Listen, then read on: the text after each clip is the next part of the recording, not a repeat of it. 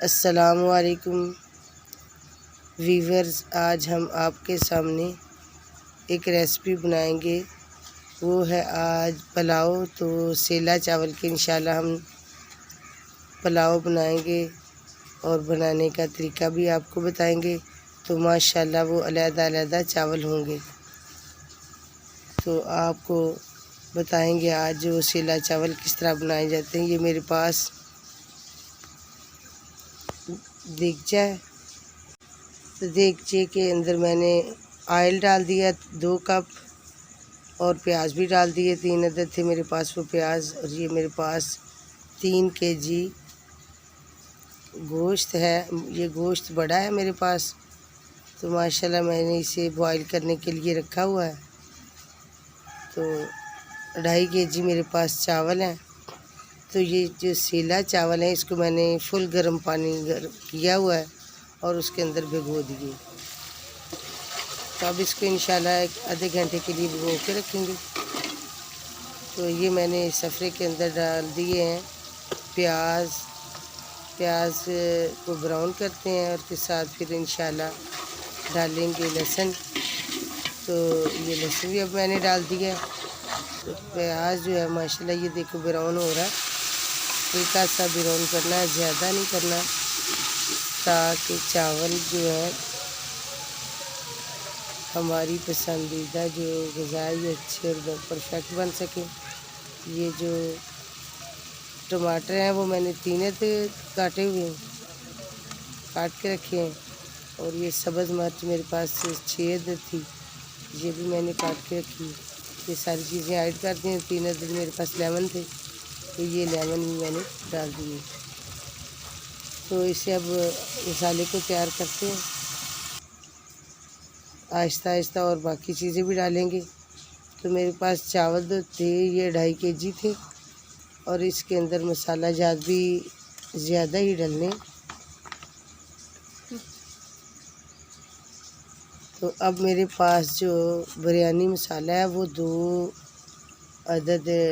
2 डिब्बियाँ मेरे पास। इनमें से जो मसाला ये बड़ी नहीं दरमियानी है, इसलिए मैंने ये 2 पैकेट डाल देने। ये 2 पैकेट थे मेरे पास, ये दोनों ही इसके अंदर ऐड कर दिए मैंने।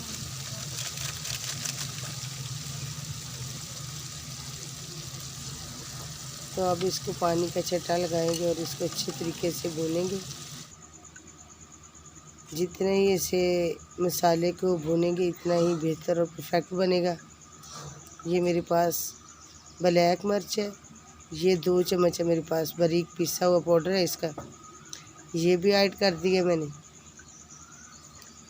ये मसाला है मेरे पास तकरीबन ये 3 चम्मच है मेरे पास मसाले के, साबुत मसाला है।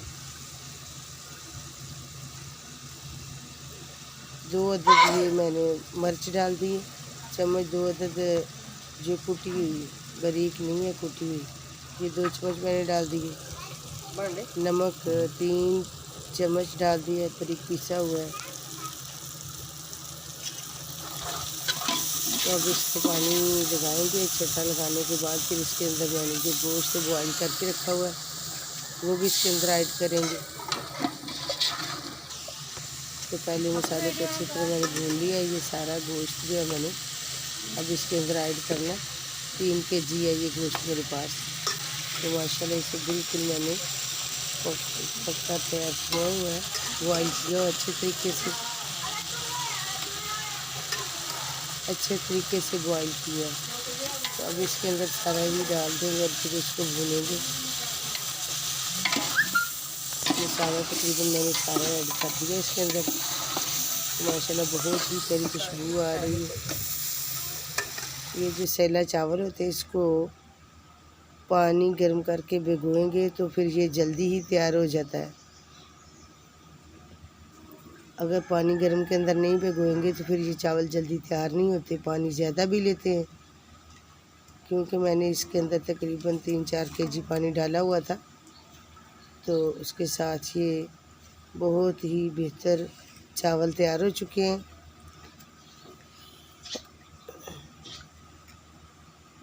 ये गोश्त तक सारा ऐड कर दिया मैंने। अब इसको इंशाल्लाह भूनेंगे अच्छे तरीके से 5-6 मिनट के लिए। इसकी भुनाई करते हैं।